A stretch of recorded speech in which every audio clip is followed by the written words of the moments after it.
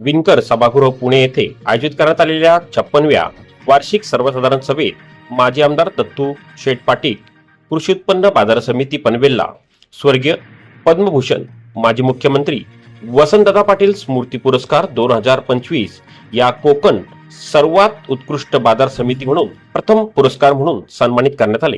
सदर पुरस्कार महाराष्ट्र राज्य बाजार सहकारी संघ मर्यादित पुणे सभापती प्रवीण कुमार नाहटा, उपसभापती संतोष सोमवंशी कोठारी, कार्यकारी संचालक किशोर कुलकर्णी यांच्या हस्ते स्वीकारताना पनवेल कृषी उत्पन्न बाजार समितीचे सचिव प्रकाश नाईक, एपीएमसी मार्केटचे संचालक अशोक गायकर, एपीएमसी मार्केटचे संचालक देवेंद्र पाटील व निरीक्षक विजय गायकवाड, वाहन चालक राम भरत आदी मान्यवर मोठ्या संख्येने उपस्थित होते।